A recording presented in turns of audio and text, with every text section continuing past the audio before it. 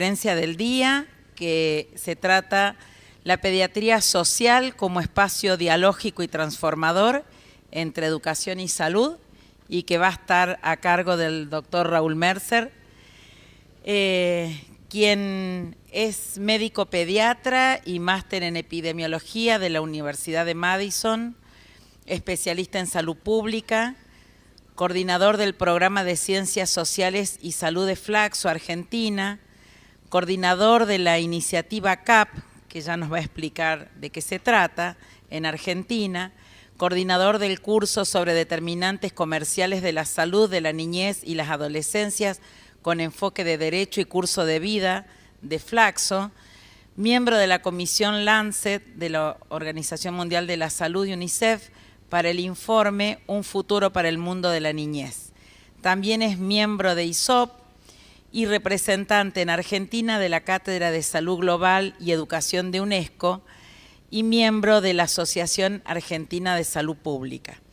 Bueno, hoy nos explicabas qué era la CAP 2030 y me parecía interesante que lo compartas antes de empezar. Me parece una excelente pregunta. Bueno, CAP 2030 es una sigla. CAP significa Children in All Policies, niños y niñas en todas las políticas. Esta cuestión de la salud en todas las políticas es un término que fue acuñado originalmente por Finlandia a fines de los 90, y un poco lo que plantean es que la salud es un tema demasiado importante para que esté solamente en manos de los médicos. Entonces, ellos plantean de alguna manera que, así como Sebastián decía que el desarrollo depende de múltiples factores, la salud no es un tema que sea ajeno también. Y en este sentido, ahí se planteó la necesidad de contar con un espacio de convocatoria en donde los distintos sectores y actores de una sociedad participen en la generación del constructo salud. Y ahí, obviamente, como ustedes se podrán imaginar, lo primero que aparecen son tensiones vinculadas con quién tiene el poder de liderar estos espacios, y ahí aparece nuevamente salud como el que hegemoniza y que de alguna manera tira de la cuerda, cuando en realidad, si estamos hablando de un bien compartido, todos los sectores deberían ser corresponsables en cuanto a liderar estos procesos. Y en cuanto a la otra sigla, nosotros los médicos hablamos en siglas para que no nos entiendan. ISOP significa International Society for Social Pediatrics, o sea, la Sociedad Internacional de Pediatría Social, que es el título de la conferencia del día de hoy. ¿Alguien oyó hablar de la pediatría social? Que levante la mano. Bueno, entonces, Sebastián, ¿aprobaste la materia? 1. Bueno, la pediatría social no es una disciplina de pediatras, pero sí es una disciplina que convoca a profesionales preocupados por la salud de la niñez desde una perspectiva de la salud pública, de la equidad, de los derechos y desde los determinantes sociales de la salud. O sea que es un espacio abarcativo que tiene sus raíces en Europa. Incluso esta sociedad que se llama ISOP hoy se llamaba ESOP, era Sociedad Europea de Pediatría Social, y tardó 10 años en cambiar la E por la I. Imagínense qué hegemónicos serían en ese caso los europeos y particularmente los ingleses de guardar la E como si fuera un bastión. Y hoy felizmente se abrió, y América Latina tiene su historia en el mundo de la pediatría social, de la medicina social y del enfoque social de la salud. De hecho, en la década del 70 se creó, a partir del encuentro de Cuenca, el primer encuentro donde se disparó el movimiento de la medicina social en América Latina, con Jaime Breil, hace Cristina Laurel, Ezio Cordeiro, Juan Carlos Escudero, o sea, gente, felizmente la mayoría viviente, contemporánea, en donde se generó el pensamiento social de la salud.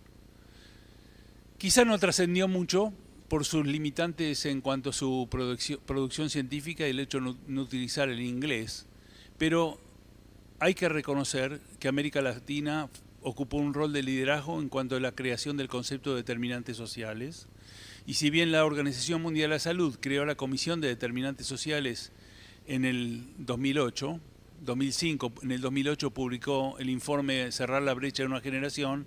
América Latina se antepuso en la historia en cuanto a ser la cuna del conocimiento, en este sentido. Así que la idea es transmitirles que esta disciplina existe, que no somos muchas personas, pero somos muchos profesionales en el mundo que estamos trabajando en esta temática. Y si uno tuviera que definir a la pediatría social, ¿qué característica tiene, además del enfoque salubrista, poblacional, equidad, género, derechos, de determinantes sociales? Es que es una disciplina reactiva. O sea que la pediatría social reacciona frente a los problemas que afectan a la niñez a tiempo real. Para quienes venimos de trabajar en la gestión, yo trabajé en el Ministerio de Salud de la Provincia de Buenos Aires, en Nación y en hospitales públicos, a veces vemos que las instituciones del Estado, incluso las universidades, tienen una rémora en cuanto a la capacidad de reaccionar frente a los problemas que acontecen en la sociedad. Lo tenemos delante de nuestros ojos, pero de ahí a que haya una respuesta del Estado en materia de políticas y programas, se te puede pasar la vida. Hay investigadores en el mundo que analizan cuánto tiempo demanda desde que aparece un problema hasta que existe una política para responder a esa problemática. Desde que se supo que el tabaco era malo para la salud, hasta que apareció una ley, una legislación y una regulación e impuestos para el tabaco en Estados Unidos, ¿saben cuánto tiempo pasó? Esto que estamos haciendo ahora es un juego. Todo lo que vayan a decir ahora queda acá en confianza y no va a salir de América Latina. Anímense. ¿Cuánto tiempo pasó? 20 años. ¿Alguien quiere jugar? ¿Seguir jugando? 40 años. 50 años. Esto parece un remate. ¿Quién da más? Bueno, parece que fue bastante tiempo. La cifra es de 40 años, así que aprobó. Sí, ya aprobó. Ahora, cierren los ojos y piensen, 40 años multiplicado por retraso en el crecimiento intrauterino, cáncer de pulmón, otros tipos de cánceres, enfermedad pulmonar obstructiva crónica. Bueno, sumen todas esas patologías que hoy responden a una denominación que se conoce como carga de enfermedad, que no es ni más ni menos que la suma de eventos mórbidos y muertes y secuelas y discapacidades. Es un índice epidemiológico complejo. Imagínense en 40 años la cantidad de gente que murió o que quedó con secuelas producto de la omisión del Estado, en este caso, de establecer mecanismos regulatorios para evitar que una sustancia dañina afecte la salud de la población. Y esto lo vamos a retomar a lo largo de la charla en materia de algunos ejemplos de cosas que afectan mal a los chicos en etapas tempranas de la vida. Quiero agradecer la invitación por estar hoy aquí, porque me siento muy a gusto. Y aparte de eso, estuve expuesto no a situaciones de riesgo, pero sí a situaciones de bombardeo discursivo, empezando a la mañana por una presentación artística que me deslumbró. ¿Ustedes estuvieron? Fue impresionante, fue muy movilizador. El discurso de Graciela Frigerio, participar de algunas actividades, de las presentaciones de trabajos, además de estas conferencias. O sea que uno es como se da una especie de baño de inmersión intelectual para el cual tiene que estar preparado para bancárselo. Y esto de bancárselo implica que a la tarde la cabeza a uno le quede como una coctelera, pero vale la pena el esfuerzo, pues el costo que uno paga por entender a la otredad, por entender otros discursos, por entender las diferencias y por romper algunos prejuicios que se dijeron hoy y que están latentes en el ambiente, y yo lo siento como médico, en cuanto a cuestiones de prejuicios disciplinares. Hoy a la mañana se mencionó la palabra neurona como si fuera una mala palabra, o medicina, o modelo médico hegemónico, o neurociencias. La pregunta es, ¿estamos dispuestos a bancarnos esas palabras en el sentido de democratizar los conocimientos y entender que quizá algo de bueno deben tener estas palabras, o capaz que hay que repensarlas en la lógica de evolución del conocimiento. Por ejemplo, el concepto de modelo médico hegemónico fue desarrollado por un antropólogo argentino, Eduardo Menéndez, radicado en México, que justamente hizo referencia a la capacidad del sector médico de dominar la vida de las personas, utilizar un modelo mercantilista, tener una relación unidireccional con los pacientes, medicalizar todo lo que tenga que ver con la salud. Y hoy, después de unos cuantos años, yo como médico me doy cuenta que, además de médicos hegemónicos, hay enfermeras hegemónicas, hay psicólogos hegemónicos, hay otro tipo de disciplinas más allá de la medicina, y si uno lo piensa más, nuestra sociedad es hegemónica y responde también a una cultura hegemónica que expresó también modelos autocráticos y de conducción política que dejaban sus marcas en la población. O sea que creo que es un buen momento para repensar el tema de las hegemonías. Ojo, yo asumo también la cuota parte que nos cabe a los médicos en haber generado este modelo con sus derivaciones positivas y negativas. También se hizo referencia al tema de la biología como algo malo o lo biologicista. Y en esto también una reflexión.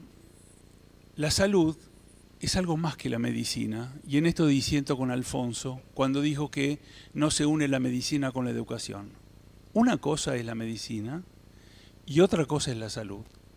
La medicina tiene que ver con la parafernalia médica, con la aparatología médica, con el sistema sanitario, con las farmacias, los hospitales, los ministerios, etcétera, etcétera. Pero la salud es algo mucho más amplio. Esta facultad es una facultad de salud y educación, no de medicina y salud. Y esto hay que marcarlo muy bien. Yo últimamente estoy trabajando mucho con abogados. Y para mí los abogados son trabajadores de la salud, en la medida que apuntan a generar sociedades más democráticas, a garantizar derechos, a generar espacios de participación, administración, justicia, y la gente que viene del campo de la abogacía empieza a reflexionar cuál es el rol que les cabe en cuanto a contribuyentes para generar el bien salud. Así que en esto voy a retomar algunos aspectos a lo largo de la charla. El otro elemento con esta charla, que me fui de guión, como se habrán dado cuenta, es que es muy larga y no la voy a terminar. Pero sí vean que el material que elaboré o que junté, compilé, es una contribución al acervo cultural de la facultad y que les queda a ustedes como una fuente de acceso a información y conocimiento, y para saber de qué se trata esto de la pediatría social y a qué nos dedicamos quienes decidimos abordar la salud infantil de una perspectiva social y no biomédica. O sea que si uno quiere analizar cuáles son las formas de leer la salud, existen múltiples, 20, 30, 40 lentes diferenciales para entender la salud. Lo bravo de todo esto es cuando queremos explicar la salud con una sola lente. O sea que la salud la podemos poder explicar desde el enfoque de género, desde la equidad, desde la epidemiología, desde la promoción, desde la salutogénesis. En fin, hay muchísimos de desarrollo temprano, desde la calidad de vida relacionada con la salud. O sea, hay múltiples formas de entender la salud y cada una de esas formas son expresión de un paradigma diferencial en evolución. Los paradigmas no son ni más ni menos que formas de tratar de explicar las cosas que pasan. Y como dijo hoy Graciela en la mañana, los paradigmas son efímeros. Pero cambiar un paradigma lleva mucho tiempo. Instalar una cultura basada en un paradigma en la sociedad se te va la vida, por lo menos 20, 30 años. Es lo que dijimos hoy de lo que implica incorporar un paradigma en cuanto a reconocer el tabaco como un factor de agresión. Podríamos poner muchos ejemplos más, como es el maltrato infantil. ¿Cuánto tiempo se les ocurre a ustedes que demoró Suecia en establecer un marco regulatorio y que toda la sociedad sueca entienda que a los chicos no hay que pegarles? Suecia es un juego, no sale de América Latina. No, menos, 30 años fue. No, tan mal no está. Pero es Suecia, uno pensaría que los suecos catalizan rápido, pero intenten darle un chirlo a un chico en Estocolmo y después me cuentan lo que pasa. ¿Sí? Cosa que en la mayoría de los países de América Latina está aceptado castigar físicamente al chico y utilizar el maltrato físico o psicológico como elemento de disciplinamiento. O sea que esta cuestión de cómo nos comportamos socialmente a distintos problemas varía de acuerdo a los contextos. Disculpame, Sebastián, si te cito mucho, pero para que veas que estuve atento. Y de paso, vayan acumulando preguntas, ¿eh? Y lo que no están de acuerdo, lo dicen, porque este es el momento para debatir, ¿eh? O sea, y bajo ningún punto de vista lo que yo pretendo es venderle una verdad. Y esto también acuerdo con lo que se dijo hoy, en cuanto a que, lo dijo Graciela, en cuanto a que todo el mundo opina, ¿eh? Y que eventualmente hay muchas verdades, pero es momento de escucharnos y también de respetar las diferencias. Entonces, adelanto que no voy a terminar la presentación que está acá y que queda acá, pero sí va a quedar un vínculo para eventualmente cualquier intención de contacto futuro. Es altamente probable que hay cosas que va a decir, que dijo Sebastián, que yo las voy a repetir con otras palabras. Quizá en otro formato, un poco más de divulgación pública, pues yo desconocía un poco a dónde venía y me fui autoinstruyendo y a partir del día de hoy más o menos tengo una visión cercana de dónde apuntamos. Así que tomen esta presentación con un sentido un poco escolástico, pero es simplemente a los fines de facilitar el hecho de compartir algunos conceptos, que espero que algunos resulten novedosos. El primer elemento que quiero destacar es que no tengo conflicto de interés. Esto no quiere decir que yo no tenga conflictos en la vida. Son dos cosas distintas. Tengo y muchos conflictos. Y ustedes también. Y vamos a seguir teniendo conflictos. El tema es cómo nos posicionamos ante el conflicto. Pero el tema de los conflictos de interés no es un tema menor y más para quienes trabajamos en salud. Porque, retomo una palabra que mencionó Sebastián al final de su presentación, que es el tema de los derechos, cuando hizo referencia al tema de la Kumar, y es que con los chicos no se juega, ¿eh? Y quienes trabajamos en pediatría social consideramos que los chicos tienen que ser sujetos de derecho y no objetos de mercado. ¿Me explico? ¿Hace falta aclararlo? Bueno, en este momento parecería que las cosas no importan y que todo puede estar sometido al interjuego de las leyes del mercado, al fundamentalismo del mercado, al neoliberalismo y al interés de las corporaciones. Y en este sentido la pregunta es, ¿quién defiende los derechos de los chicos? Atendiendo que uno de los principios básicos de la Convención de los Derechos del Niño es defender el interés superior de la niñez. Y todos sabemos que los chicos, en ciertas etapas de la vida, por su estadio propio del desarrollo, por su estadio evolutivo, son indefensos y necesitan sí de una población adulta a través de sus cuidadores, de sus maestros, de sus profesionales de la salud, en definitiva, de quienes intermedian en la vida con los chicos justamente para que estos derechos sean garantizados. Voy a aprovechar para pasar un aviso. En el año 2005 salió una publicación de UNICEF titulada Las facultades evolutivas del niño. ¿La conocen? ¿No?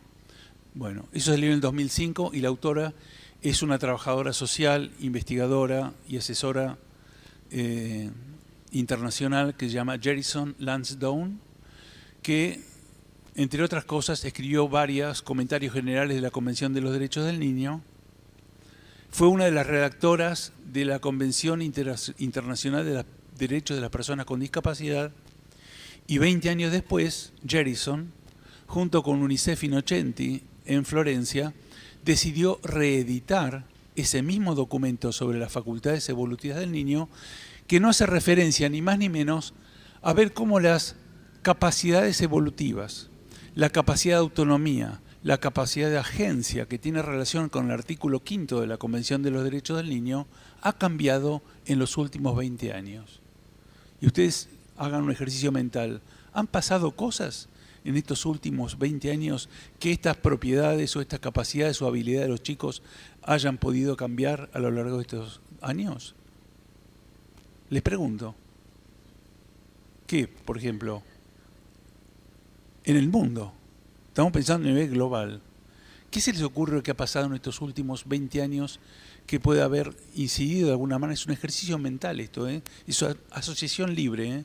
Sin restricciones, ¿eh? ¿Cómo? Las tecnologías, la nutrición, la pandemia, la configuración. La configuración del hogar, el trabajo en ambos géneros. Las formas de crianza. Ajá. La influencia también de los cambios que acontecen en la sociedad desde todo punto de vista, los fenómenos migratorios masivos, forzados, los conflictos bélicos, una vez más también los intereses de las corporaciones, o sea que han pasado cosas y lo que tiene de bueno este esfuerzo colectivo, que es de carácter interdisciplinario, supuestamente salió en septiembre pasado, pero esta publicación va a salir, o sea que búsquenla y la van a tener, y es un insumo interesante para repensar de qué manera los contextos, como dijo Sebastián, de alguna manera van generando algún tipo de influencia sobre el estado actual, presente y sobre el devenir futuro de la niñez. La idea de esta reunión es charlar sobre algunos aspectos conceptuales en torno a la salud, algunos enfoques integradores.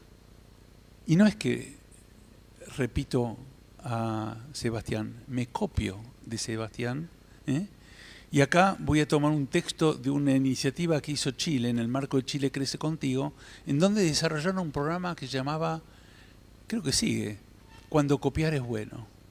No está mal copiar, respeten la fuente, digan de dónde lo sacaron, pero si ven que una cosa es buena y es para emularla o llevarla a escalamiento, métanle para adelante. Contextos cambiantes de la infancia, y yo creo que ahí voy a parar, porque la última parte directamente la voy a cortar, que es notas desde el llano, o sea, qué cosas estamos haciendo en el campo de la pediatría social que daría para otra charla, así que les pido 1000 disculpas por adelantado. Bueno, en cuanto a las bases conceptuales de la salud, esto va a ser muy gráfico, muy rápido y muy vertiginoso, y si esto le da mucho vértigo, se pueden dar la mano. En un congreso que se hizo hace unos años en Brasil, le preguntaron a los asistentes de ese congreso de promoción de la salud, ¿qué es salud? Y la conclusión de ese congreso es: saúde é mais de lo que você imagina.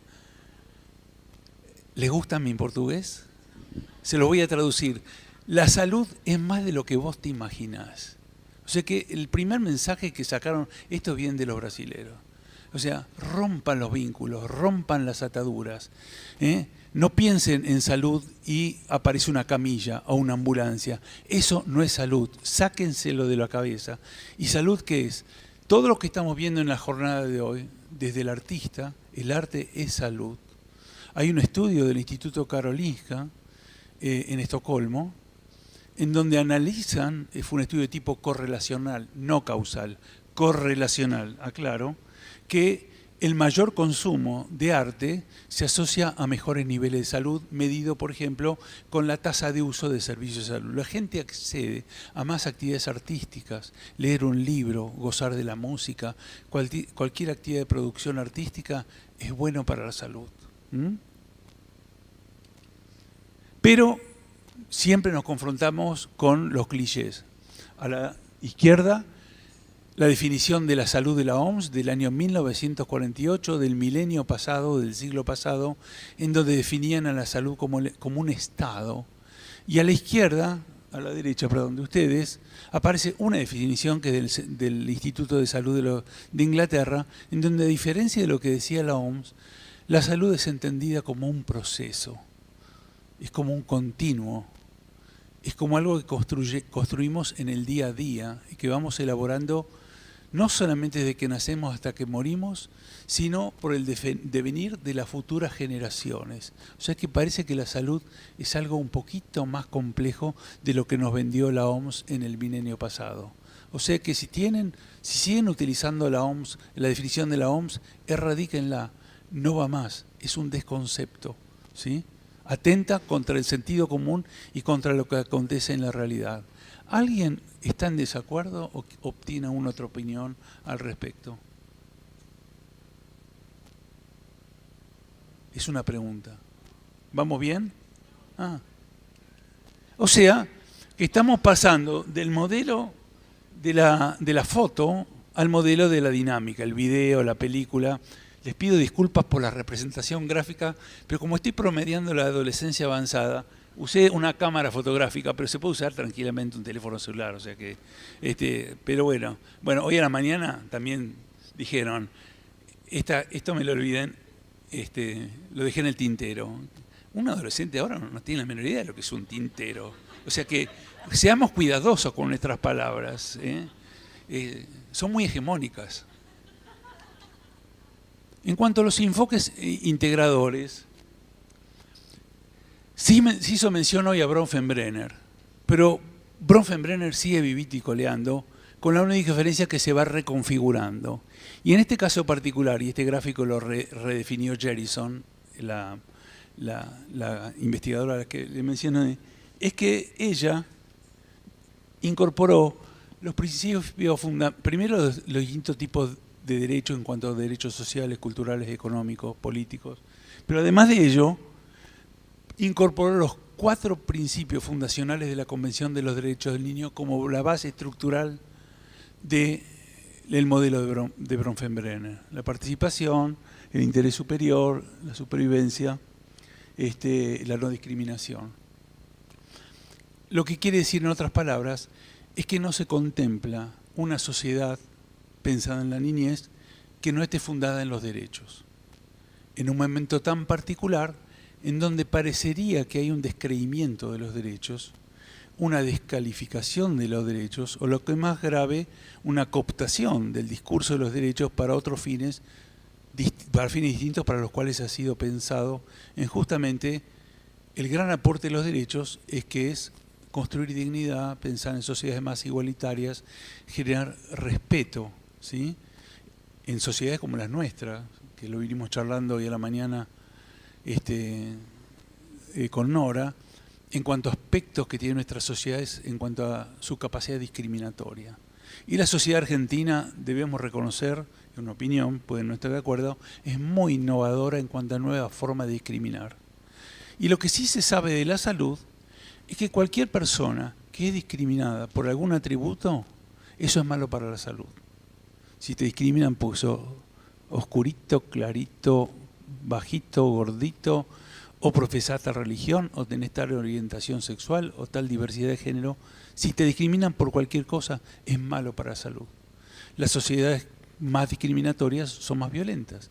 Las sociedades más inclusivas y menos discriminatorias funcionan mejor porque son sociedades más cohesivas. Y parece que hoy este discurso está cuestionado. Parece que equidad es mala palabra, inclusión es mala palabra, diversidad es mala palabra, y obviamente no está inventado acá en la Argentina, responde a una coyuntura política actual, viene también de otras latitudes, pero las consecuencias que esto tiene en cuanto a desarmar el entramado y el tejido social son gravísimas, ¿Alguien está en desacuerdo u opina de otra manera? Este es el momento para conversarlo.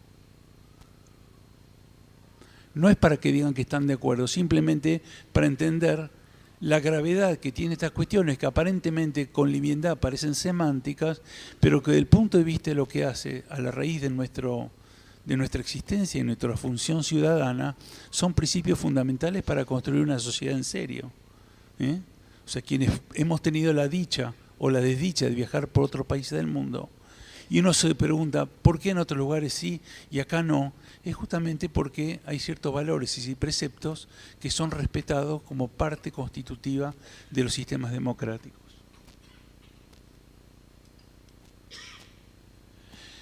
Otro de los enfoques integradores es el enfoque de curso de vida. ¿Todos han oído hablar de este enfoque? ¿Sí?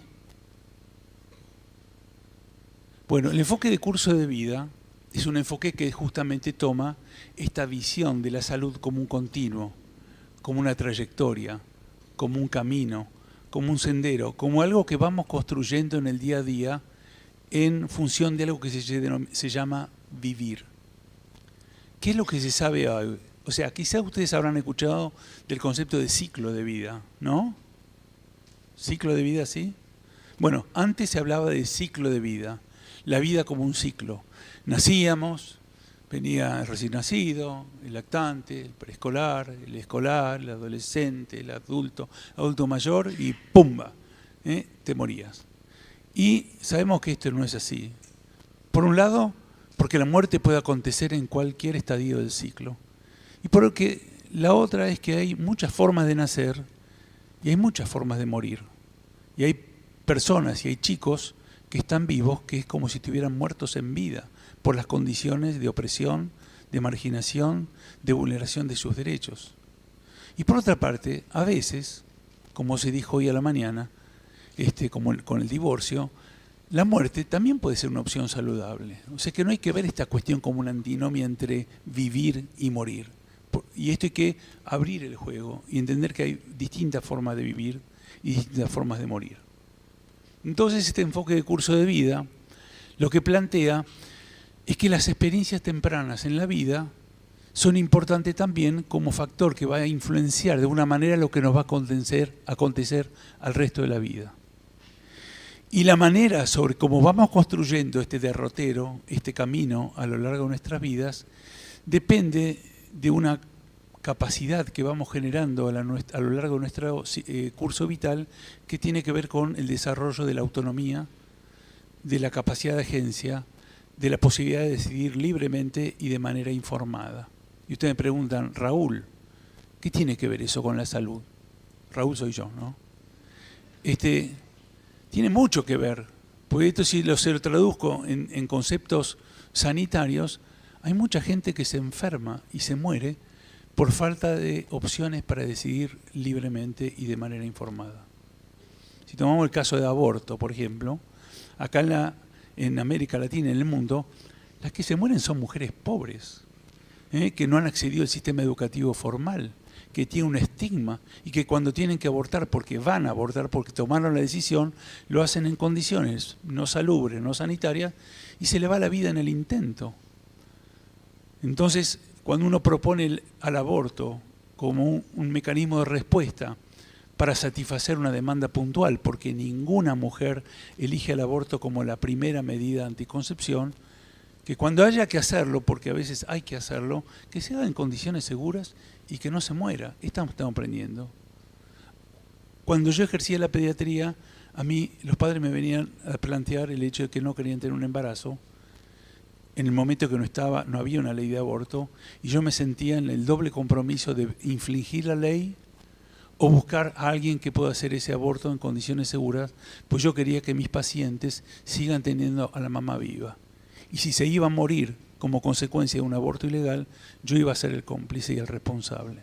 Para que vean los dilemas en los cuales hoy esta discusión se puede dar al aire libre. No hay problema, la podemos hablar cara a cara. Pero a mí me echaron del Ministerio de Salud justamente por imprimir una ley de salud, un proyecto de ley de salud reproductiva que el mismo ministro había firmado. Miren qué hipócrita. Dijo que después no estaba de acuerdo con lo que yo le había planteado.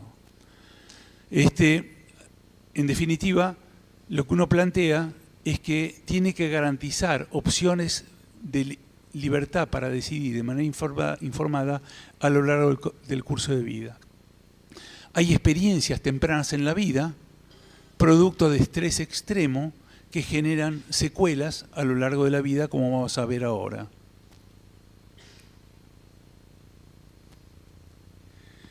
Y esta cuestión del curso de vida también nos afecta en nuestra intimidad personal en cuanto a ver en qué medida fuimos autónomos y autónomas en tomar aquellas decisiones que fueron importantes para nuestras propias carreras y proyectos de vida. Dicho en otras palabras, ¿ustedes fueron libres a lo largo de sus vidas para ser hoy quienes son? ¿Pudieron tener autonomía en decidir? ¿Nunca tuvieron a un profesor que le dijo vos para esto no servís? ¿O este deporte no podés practicar? ¿O tener padres autoritarios? ¿O ser hermanas de un hermano y ver que había una crianza diferencial de acuerdo si uno era varón o no mujer? ¿O si tenía una discapacidad?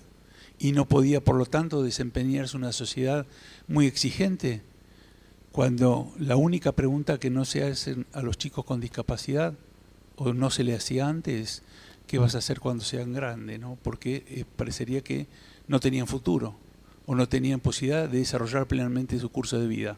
Hoy, felizmente, esa pregunta está siendo dejada de lado porque hoy la inserción del mundo discapacitado, con discapacidad, es cada vez mayor a todo nivel, trabajo, intelectual, deporte. O sea, felizmente hoy la discapacidad es entendida más como un aspecto más de la diversidad, como el hecho de tener una enfermedad. Entonces, la pregunta que uno le hace a ustedes, ¿siempre fueron libres en decir lo que quisieron hacer? ¿Les fue bien en la vida siempre? ¿Nunca tuvieron un problema? ¿O alguna vez tuvieron algo que impidió que esto se pudiera dar? No es una sesión de terapia familiar esta, simplemente es un llamado a la reflexión. Y este es un grupo elitista, en el buen sentido de la palabra, porque acá accedimos a un espacio de educación. Estamos en un lugar donde podemos reflexionar en forma conjunta, decir las cosas que pensamos, mirarnos cara a cara. Pero hay mucha gente que no tiene acceso al sistema de educación y por lo tanto tiene una suerte de carencia en cuanto a contar con elementos intelectuales que les permitan tomar decisiones informadas a lo largo de la vida, que es lo que en definitiva hacemos día a día, en forma más o menos consciente. Y este es un tema fuertísimo, y a mí personalmente me resultó de ayuda en cuanto a comprender justamente aspectos vinculados con la salud y en cuanto al rol médico dentro de lo que es la construcción del bien salud. Y volviendo a este tema de los enfoques, el problema no es entender que hay muchos enfoques, el problema es ser reduccionista y querer explicar toda la salud, que es algo complejo, utilizando un solo enfoque. Cuando hacemos eso con el enfoque biomédico, lo que estamos haciendo es medicalizando la salud o patologizando la salud, tratando de explicar todo lo que estamos hablando en el día de hoy como si fueran problemas médicos. Y esto sabemos que no es así. Tan grave será que apareció un concepto nuevo, relativamente nuevo, que se conoce como prevención cuaternaria, que consiste en la fabricación o elaboración de patologías inexistentes y que responden a un constructo médico, una entidad nosológica inexistente, y lo más grave es que de la mano de ello vienen tratamientos médicos para tratar una enfermedad inexistente. ¿Escucharon lo que estoy diciendo, no? No estoy loco. Por ejemplo, una cuestión banal, los cólicos del recién nacido. Hoy se sabe que el cólico recién nacido, como entidad nosológica médica, no existe. El cólico no es ni más ni menos que la expresión del temperamento de un bebé, y usted sabe mejor que yo que el desarrollo temperamental es parte del desarrollo normal y por lo tanto no es una enfermedad. Y por lo tanto no tiene que tratarse médicamente. Y como esto podríamos dar un ejemplo interminable de la cantidad de patologías que se fabrican y de la mano de ellos tratamiento para esas patologías inexistentes. Me gustaría, Alfonso Alfonso era el que habló. ¿Está acá? Bueno. En España, Alfonso, por si no los conoces, hay una organización que se llama No Gracias, lo voy a decir en español, No Gracias, para que vean que soy bilingüe. Si no les gustan mis chistes, los cambio. Lo que pasa es que a esta hora deben estar fundidos, así que... Y esa organización No Gracias hace referencia al rol que tienen los profesionales en preservar aspectos éticos de la no invasividad de la industria, fundamentalmente tecnología y farmacéutica, o ser educados a través de la propaganda médica, cuando existen otras formas más dignas y éticas para educarse. Y ellos desarrollan toda una escuela de debate y de discusión de justamente cómo la praxis médica está bajo la influencia de estos intereses. Y hay un médico y su esposa, Juan Hervas, que tiene varios libros publicados justamente sobre la medicalización de la salud. Uno de los libros está dedicado exclusivamente a la salud de la mujer. Se llama Encarnizamiento médico contra las mujeres. Y es todo un libro de las cosas que se hacen contra las mujeres en función de supuestamente lograr el bien salud, cuando en realidad lo que se hace es mantener la maquinaria médica como una industria para ganar dinero. Y esto está documentado y está basado en evidencia científica. Hoy se hizo referencia también al modelo de Bronfenbrenner y cómo estas relaciones entre lo micro, meso y macro se dan en distintos estadios de la vida. O sea que esto no es propio de los primeros años de la vida, sino que si integramos el enfoque de curso de vida, en este caso representado por la curva roja, y el enfoque de Bronfenbrenner, representado por las circunferencias concéntricas que ustedes están viendo ahí, ¿lo ven? ¿Lo ven? ¿Apagamos más la luz? ¿Lo ven? Bueno, imaginemos qué pasa alrededor de los años. Este fenómeno no es exclusivo ni excluyente de las primeras edades. Exacto. Esto sigue aconteciendo a lo largo de las distintas etapas y generaciones de la vida. O sea que estas interrelaciones entre lo micro, meso y macro, con los pares, con los vecinos, con el barrio, con las instituciones, con las micro y con las macropolíticas, se da justamente a lo largo de cada una de las etapas de la vida. Y este gráfico, que lo desarrolló un pediatra norteamericano, se llama Neil Halfon, que se dedica a curso de vida, fue muy gráfico en pensar el Bronfenbrenner más allá, de no verlo restringido solamente en un segmento o una etapa de la vida. ¿Les gusta el gráfico? Cuando yo pregunto esto, ustedes tienen que responder que sí. ¿Les gusta? Perfecto. Perfecto. Pero además, hay problemas de curso de vida relacionados, sí, con etapas tempranas de la vida, en donde, como ustedes ven, someterse a situaciones de estrés extremo, lo que hoy técnicamente se conoce como estrés tóxico, en donde de alguna manera está analizado qué situaciones de estrés a las cuales son sometidos los chicos, que son todas situaciones de extrema violencia, de abuso, de maltrato, de enfermedades mentales en los padres, de consumos en el ámbito familiar, de familiares en la cárcel, condicionan que luego, a lo largo de la vida, probabilísticamente, no determinísticamente, vayan apareciendo problemáticas de salud vinculadas con problemas conductuales, enfermedades crónicas, no transmisibles, u otros problemas como puede ser el envejecimiento temprano. Y ustedes van a preguntar, pero Raúl, ¿algo que le pasa a los viejos tiene relación con cosas que le pasaron cuando eran chicos? Sí. Sí, es lo que demuestra la ciencia. Probabilísticamente, la calidad de la infancia va marcando también el devenir y el trayecto futuro que vamos a tener a lo largo de nuestras vidas. A mí este concepto de enfoque de curso de vida y la relación entre estrés tóxico y la aparición de estas morbilidades me parece también un tema interesante para entender la salud como un constructo temporal.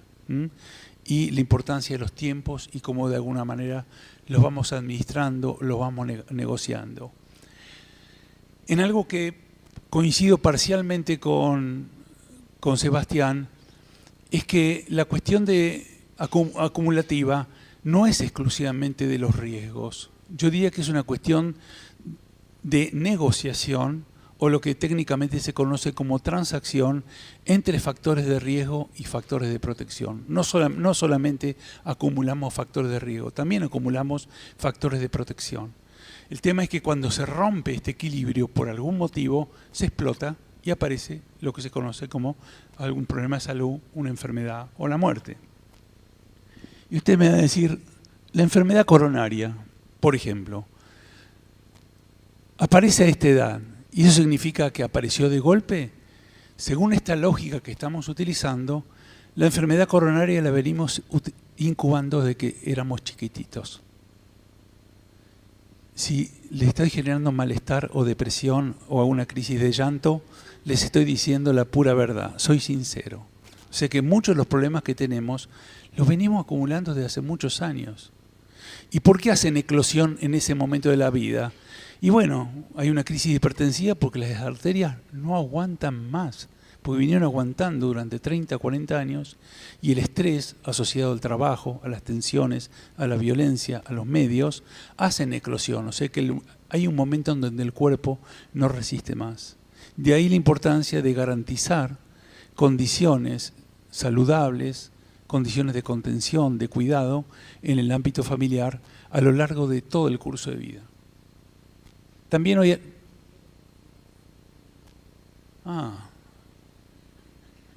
podría, déjame pensar. No, me están planteando qué querría decir en 5 minutos. ¿Puedo contarles una anécdota? No, pero voy a terminar eso. Pero por lo menos terminamos con esta parte. De entender que estos fenómenos no son casuales, sino que se dan de alguna manera con una lógica, una secuencia. Pero en esta visión, compartirles otro concepto que está relacionado con otras cosas que dijo Sebastián en cuanto a la relación entre pobreza y desarrollo infantil. ¿Oyeron alguna vez hablar del concepto de inclusión biológica? ¿No? Bueno, este concepto de inclusión biológica que fue acuñado, y con esto voy a terminar yo, fue desarrollado por un investigador canadiense, lamentablemente fallecido, pero un tipo único y brillante, llamado Clyde Hertzman, en donde lo que él planteaba es que los determinantes sociales, entendidos como una expresión de las condiciones en las que vivimos, nos desarrollamos, nos relacionamos, crecemos, nos reproducimos, van atravesando nuestra piel. Cierren los ojos e imagínense cómo la educación, las condiciones de vivienda pobre o poco digna, un rancho, o la falta de saneamiento de agua, o la falta de un trabajo digno, todo esto va atravesando nuestra piel, ¿sí? Y en este caso, las condiciones de vida están representadas por la foto de una zona urbana de una gran ciudad de América Latina, con villorrios, barrios populares, slums, favelas, tugurio, le pondrán el nombre de fantasía que ustedes quieran, de acuerdo a la región, pero sabemos de qué estamos hablando. Y otros que muestran estos edificios de sociedades más afluentes o más ricas. La sociedad la representamos, en este caso, por un grupo de individuos dándose la mano. Esto es una forma gráfica que se me ocurrió para entender el concepto de inclusión biológica. Y la biología por una hebra de DNA. ¿Sí? Entonces, según esta definición que da Hertzman, los determinantes sociales atraviesan nuestra piel e influyen en nuestra biología. Y acá estoy nombrando la palabra biología y quiero detenerme por lo que se dijo hoy. Hoy la biología ha dejado de ser una expresión de un elemento diferencial entre las personas, para decir que algunos están biológicamente mejor dotados que otros, que sería un concepto muy republicano de Estados Unidos, en cuanto a que el más dotado es el que más éxito tiene y mejor le va a ir en la vida y va a tener más guita y va a ser exitoso. Ese discurso hoy no va más y es de alguna manera lo que fundamenta el discurso racista. Hoy lo que se sabe es que la biología no es ni más ni menos que una expresión sobre cómo las condiciones de vida influyen sobre nuestra biología y la van modelando. O sea que la biología deja de ser una expresión individual, unívoca y diferencial de las personas para ser una expresión de las condiciones de la vida en que vivimos. Dicho en otras palabras, la biología es una expresión de lo social. Por eso es tan importante entender a los contextos y por eso es tan importante trabajar en las dimensiones que se están trabajando en este congreso. La resultante de todo esto es que una vez que las condiciones de vida, malas o buenas, atraviesan a las personas, la piel de las personas, e influyen sobre su biología, el gradiente de salud expresado como muertes, como enfermedades, como frustraciones, como problemas de salud mental, no es unívoco, sino que va a haber una cabeza de salud para los que viven en condiciones de pobreza y un indicador de salud para los que viven en condición de riqueza. O sea que ahí lo que estamos viendo justamente es la implicancia que tienen los determinantes sociales como un factor que va a influir sobre los perfiles de salud de la población. Por eso se mueren más los chicos pobres que los ricos, por eso hay mayores situaciones que afectan a la población pobre, incluso hasta la pandemia, y lo que estamos viendo es que ni más ni menos los perfiles de morbilidad de la población son expresión de sus condiciones de vida y son expresión de la mayor pandemia que afecta a la humanidad. Y esa pandemia tiene un nombre propio y se llama inequidad, injusticia y exclusión social. En la medida que estos problemas no sean abordados por más construcción de hospitales, por más resolución de problemas, o formación de médicos, o hacer farmacias, esto no se va a resolver. Esto depende justamente de un trabajo del sistema sanitario con otros actores y sectores de la sociedad. No puede ser que nos achaquen la responsabilidad de los médicos de que se muere la gente baleada porque no hay neurocirujano para atenderlos. No se va a resolver el tema de la violencia con más neurocirujanos. O sea, es malo para la salud poner una bala en la cabeza. Esto está muy demostrado. Como así también las armas son malas para la salud. Esto que digo suena obvio, pero en Estados Unidos hay un derecho constitucional, una enmienda constitucional en donde todo ciudadano tiene el derecho a portar armas. Estamos muy mal si se entiende justamente eso como un derecho. Y para terminar, no sé qué voy a decir. Hay un libro publicado que hicimos con Chile en este tema, o sea, está todo escrito.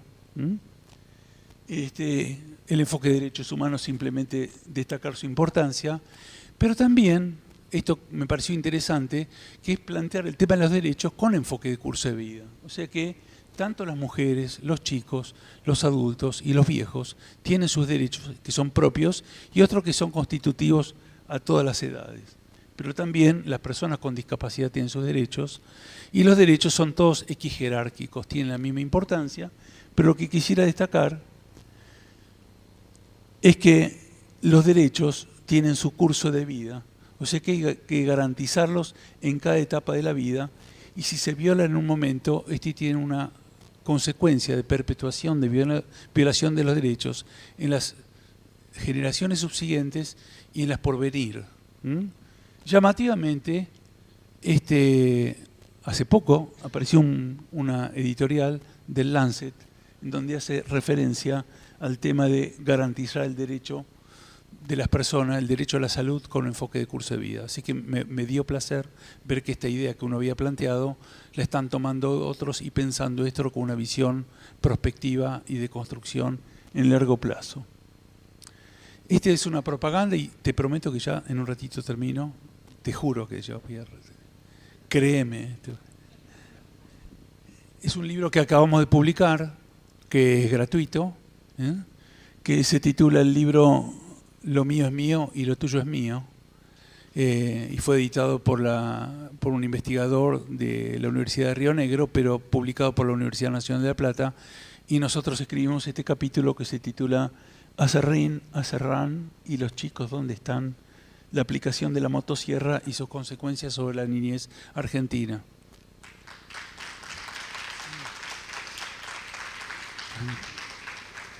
Y lo que tratamos acá es simplemente de dar información científica, fáctica, no es panfletaria.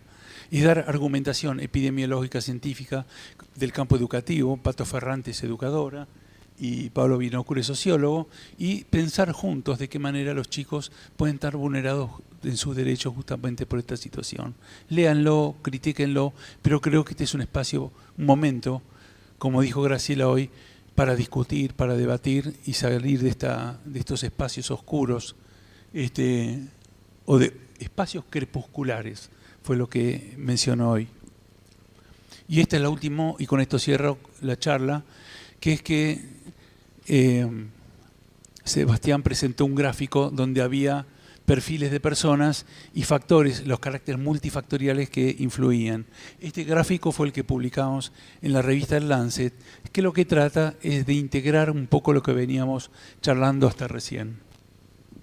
Por un lado, el enfoque de curso de vida, representado en el eje de abscisas por la dimensión de tiempo y en el eje de ordenadas por los aspectos de intergeneracionalidad. Un aporte interesante que tiene el enfoque de curso de vida es cómo se van replicando los fenómenos con carácter intergeneracional y por qué pasan cosas que pasan y ciertos fenómenos, como puede ser la pobreza o las consecuencias de la pobreza sobre la salud, también se perpetúan intergeneracionalmente. Otro tiene que ver con las brechas que acontecen al inicio y al final de la vida como expresión de la inequidad y la exclusión.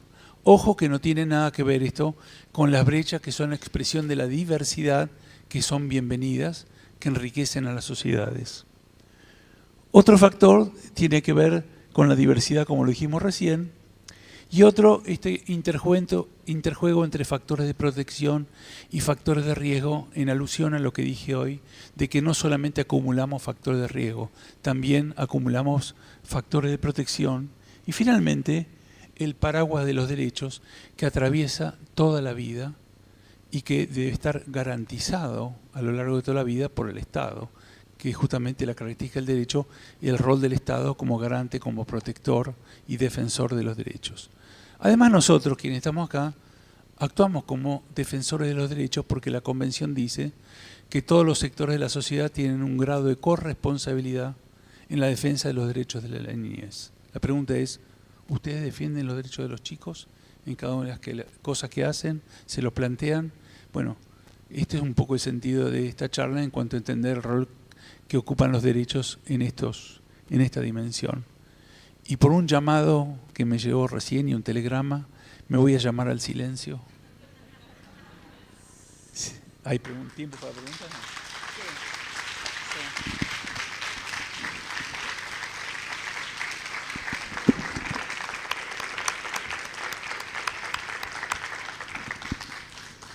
Me pregunta si hay tiempo para preguntas. Tiempo no hay, pero la verdad que me parece una picardía no tener un intercambio. Entonces, si alguien quiere hacer una pregunta, la puede hacer así, a viva voz. Y también podemos invitar a otros que se acerquen después al final, que Raúl no va a tener problemas. Yo me voy mañana a la mañana, así que yo puedo... Hasta mañana a la mañana puede contestar. Lo mismo para la gente que está virtual, entonces... No es pregunta, mándense con lo que quieran, verdura, o sea, si no están de acuerdo, crítica, o sea, lo que les brote, lo que sientan. El micrófono, si no nos escuchan en YouTube. Viva voz con micrófono. Perdón, disculpe.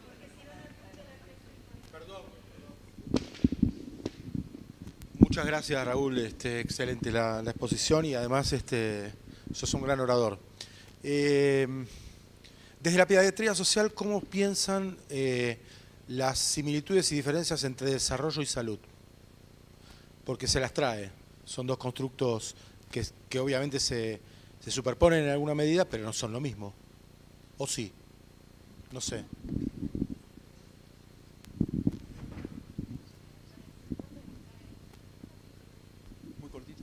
Más o menos. Conflicto de intereses. Eso, ¿cómo se relaciona? Conflicto de intereses. El tema de conflicto de interés.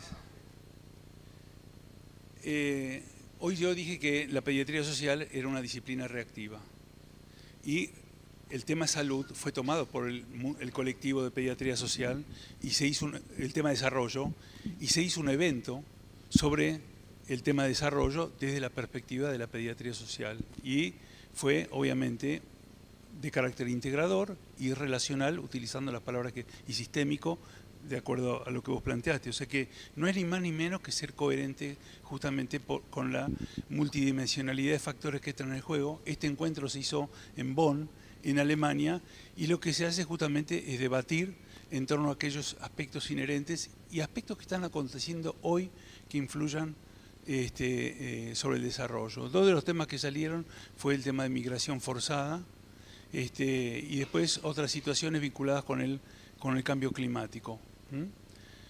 Nosotros hicimos otro evento de pediatría social para que vean un poco las temáticas que nos enganchan sobre cambio climático en Kenia, en África. Hicimos otro en el Líbano sobre la niñez en conflicto armado. En este momento, esta semana, integrantes de nuestra sociedad, yo tendría que haber estado allá también, se fueron a Jordania, Palestina e Israel para ver cómo participar de programas de ayuda humanitaria para el manejo de chicos amputados, traslados.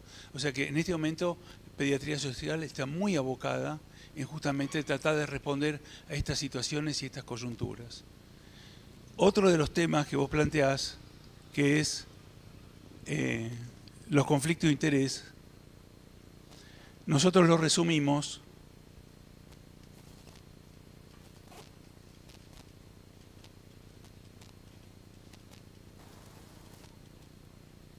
en esto que son los determinantes comerciales de la salud. Los determinantes comerciales de la salud, según Ilona Kickbusch, que es una investigadora que está radicada en este momento en Ginebra, en Suiza, y es una líder de la promoción de la salud, plantea y define a los determinantes comerciales de la salud como aquellos intereses del sector privado en cuanto a modelar el comportamiento, consumo de productos que son dañinos para la salud. Llamativamente, en la definición de los determinantes comerciales no aparecen los chicos. ¿Sí? O sea, esto nos preocupa y nosotros también estamos trabajando en una definición que estamos debatiendo con colegas a nivel mundial sobre cómo entendemos nosotros a los determinantes comerciales como un elemento de vulneración de derechos en donde los chicos no tienen la capacidad justamente para enfrentar o confrontar el poder de las corporaciones. ¿Me siguen? Llego a tu pregunta ahora. Entonces, ustedes acá tienen una caracterización de los determinantes, esta presentación les queda, después nos podemos hablar. Y lo que sí sabemos es que las enfermedades no transmisibles, el cáncer, la obesidad, las enfermedades coronarias, los problemas cardiovasculares, comienzan en etapas tempranas de la vida. O sea que de acuerdo a la posibilidad de garantizarle condiciones de saludabilidad a los chicos, por ejemplo, darle teta, ¿sí?, tan elemental que es desde el punto de vista importante, desde el punto de vista del desarrollo, desde el punto de vista nutricional, inmunológico, desarrollo del aparato del lenguaje, desde el punto de vista psicológico, lo estamos violando, o mejor dicho, alguien lo está violando. Pero también tenemos otros factores, que es el uso de modelos de referencia, en este caso un referente deportivo acá del país, y, oh sorpresa, estos alimentos promueven las enfermedades no transmisibles. Esta medicación, entre otras cosas, produce toxicidad renal, enfermedad renal, insuficiencia renal, y el juego produce ludopatías. Tan importante serán las ludopatías que unos grupos de investigadores de Inglaterra proponen incorporar a las ludopatías dentro de los factores de riesgo para tendencias suicidas en los adolescentes. ¿Sí? Nadie cuestiona la capacidad arqueril, no sé si existe la palabra, del Dibu Martínez. La pregunta es, ¿le das ibuprofeno a tus chicos o le das de comer esta basura? Entonces, esta cuestión de la cual también le llega a los chicos, no tenemos conciencia. Y hay conflictos de interés, o estás de un lado o estás del otro lado. Y acá detrás de esto hay un negocio de 5 billones de dólares para las propagandas de sucedáneos de la leche materna, hoy conocidas como fórmulas comerciales infantiles. Es la mayor amenaza que tienen los chicos en etapas tempranas de la vida, ¿no? Y acá hay que tener en cuenta el tema de los derechos y los intereses corporativos. Voy a parar acá, que es donde me había planteado hoy. Y acá lo que muestra el informe Lancet sobre marketing de sucedáneos de la leche materna es que hay muchas transgresiones éticas y conflictos de interés. Por ejemplo, las sociedades científicas. La OMS contrató a un pediatra inglés para ver cómo las sociedades de pediatría violan el código de comercialización de sucedáneos de la leche materna. ¿Saben lo que es el código o no? ¿Nunca oyeron hablar? 2 minutos. En la década del 70 se morían chicos en África porque le daban leche con fórmula para bebé con agua contaminada. Si a un bebé le dan, un recién nacido, agua contaminada, se agarra una infección enteral y se muere de diarrea y desnutrición. ¿Sí? Entonces un grupo de investigadores denunció a una empresa, que no voy a decir la sigla nada más, Nestlé, porque la llamaban asesina para bebés. Esto está documentado y en un libro que se llama Las multinacionales de la alimentación contra los bebés, de Editorial Nuevo México. Lo llamaban el baby killer, y había un bebé adentro de un biberón acusando a las multinacionales de la alimentación.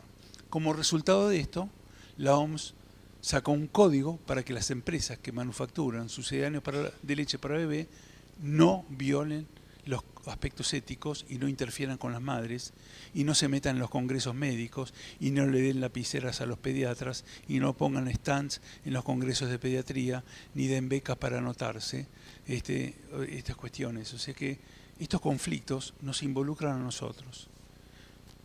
Si alguien vende su cuerpo por plata, ¿sí? Eso se llama prostituirse, ¿sí? Y acá estamos vendiendo el cuerpo de una sociedad, un cuerpo institucional. Estamos vendiendo el único elemento que nos sostiene como profesionales, que es nuestro prestigio. Esto que estoy diciendo no es un delirio místico. Los pediatras de Inglaterra denunciaron al Royal College of Pediatrics, que es la Sociedad de Pediatría de Inglaterra, y le dijeron: rompan el vínculo con la industria de alimentos y no hipotequen el único capital que tiene la Sociedad Inglesa de Pediatría, que es su prestigio.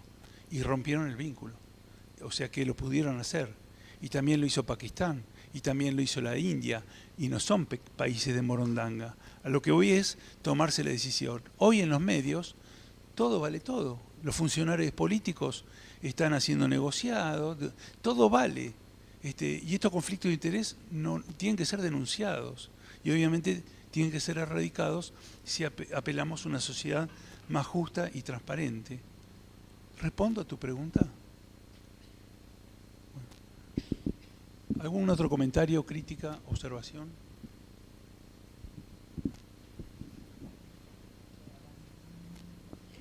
Bueno, vamos a dejar por acá el día de hoy. Cuando empezamos, no agradecí la presencia del doctor Raúl Mercer, ahora se lo podemos agradecer entre todos. Tampoco agradecí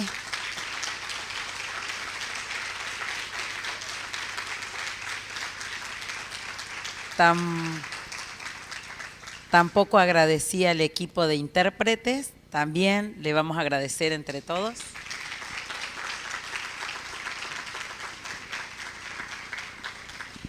Y ahora va a venir la señora decana, ahora yo. Voy a hacer entrega de un pequeño presente en agradecimiento, sí, a este día que nos has regalado. Era el talle que yo necesitaba.